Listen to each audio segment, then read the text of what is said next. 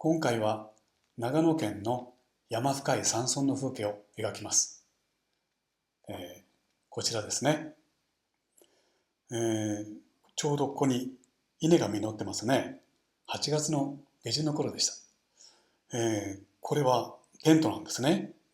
地元の人が、わざわざここにスケッチに来てくれるということでね、お茶とかテントを張って用意して待っててくれたんですよ。でも実はここはね、とても山の上の方なんです。もう麓からマイクロバスで延々とこう登っていきましてね、30分もかかるようなところでした。ここにお家が1軒、2軒、あと3軒ちょっと見えますけども、この斜面ね、へばりつくように8軒ぐらいしかあったんですね。でももうみんなもうお家は壊れてまして無人でした。ここのお家だけおじいちゃんがね一人で暮らしていたんですね。で、ここを私たちスケッチさせていただいたんですけども、これを描くにあたって皆さんもそうでしょうけども、これお家の描き方がねなかなか難しいと思います。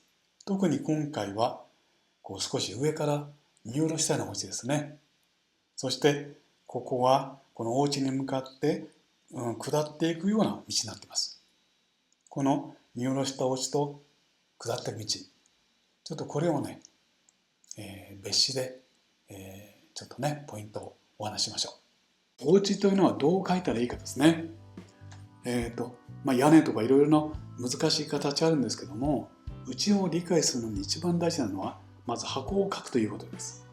で、箱ですからまず自分から見て一番近くの柱、そして左側の柱、右の柱と、大体こう見えるわけですね。今回は上から見下ろしたお家なので、この箱が見下ろした箱にならなきゃいけないわけです。見下ろした箱ですから、皆さんたちはテーブルの上に箱を置いたというふうな、そういう理解です。当然このように見えるかと思います。こうですね、見下ろした箱、上の面が見える、こんな形です。でこれはどうなってるかって言いますと、実はこの線とこの線ですね、あるいはこの線、これがずっと遠くに行ってだんだん狭くなるんですね。この線とこの線も同じです。だんだん遠く行って狭くなる。そして実はもっともっと行くとですね、この線とこの線は一点に交わる。この線は一点に交わります。どこに交わるかというと、あなたがこの箱を見ているあなたの目の高さのどこかで交わるんですね。これが建物を描くときとても大事な考えです。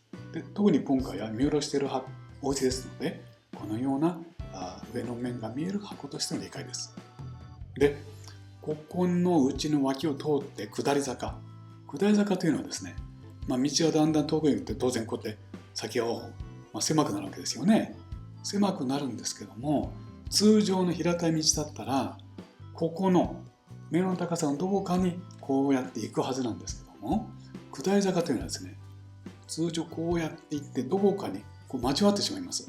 その交わった点がこの目の高さの下の方に来るというように書くと下り坂に見えます。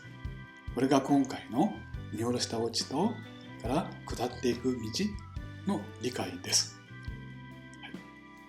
では形が理解できたところで塗ってみましょう。この絵が仕上がるまでに途中2つほど大切な点があります。最後までじっくり見てくださいね。まず空が濡れたら手前の部分ですね、道、ここは赤土ですから実際も思い切って色を塗ります。この、斜面もそうですね。軽い筆使いでドライブラシを生かしながら赤や黄色をどんどん塗ります。ここの立ち木、お家、みんな似てるような色ですね。同系色ですのでまとめて一緒に描いていきます。このトタン屋根は筆を割った感じで表現します。ほら、屋根の形になってきたでしょ。うちのこちらの面は日陰ですので暗くて冷たい色ですよ。さあ、お家の形態感がだんだん見えました。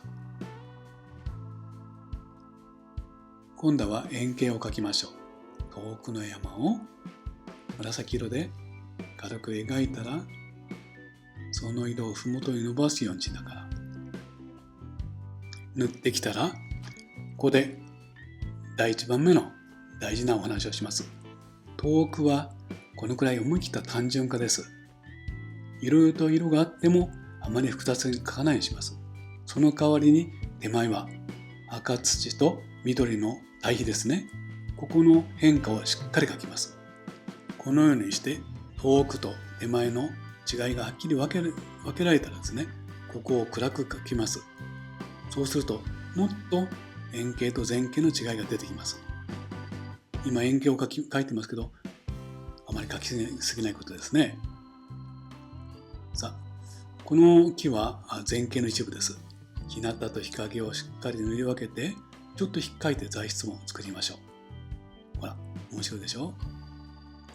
その他の木立はあっさりとした筆使いですね。そこに日陰を落としていきます。木漏れ日がちらちらと見える、そんな幹を描きます。では、この大きい木に葉っぱをつけてみましょう。杉の木は丸い太刀ですね。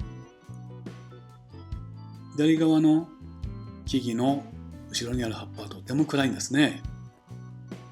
白い幹が浮かび上がるように塗り込んでいきます。これで絵にとてもメリハリがつきますよね。手前の崖ももっと色を加えればさらに奥行きが強まります。大事なうちはちょっといじりましょうか。道の形もはっきりしてきましたね。では、そのお家の脇に立っている木立です。斜めに立っているので、スッと引いてみます。ここにある大きな幹もちょっと描きたいところですね。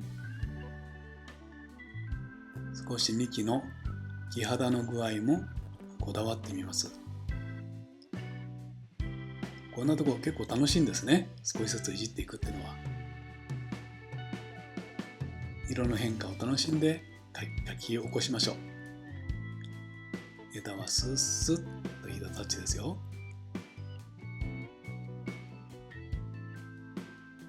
枝のこの伸び伸びした筆使い、大事ですね。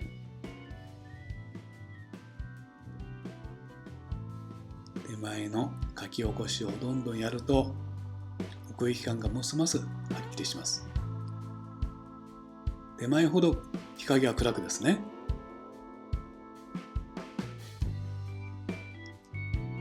見る人の目がどんどん奥に入ってきます。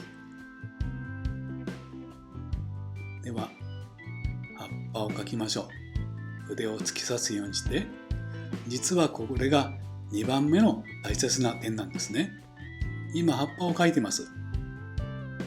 結構大胆に描いてるでしょ。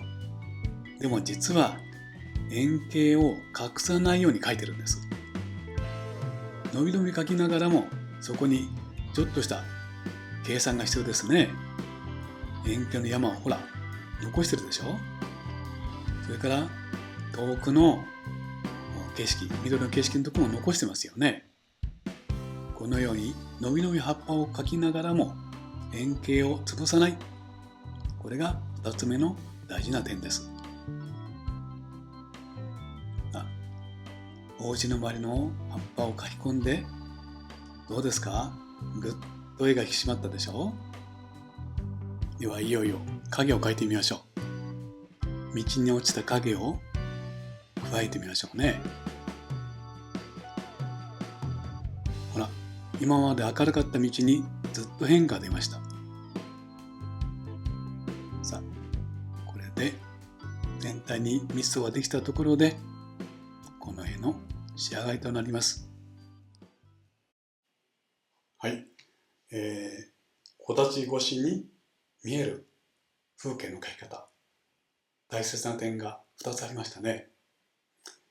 あなたもぜひ参考にして描いてくださいね。それではまた。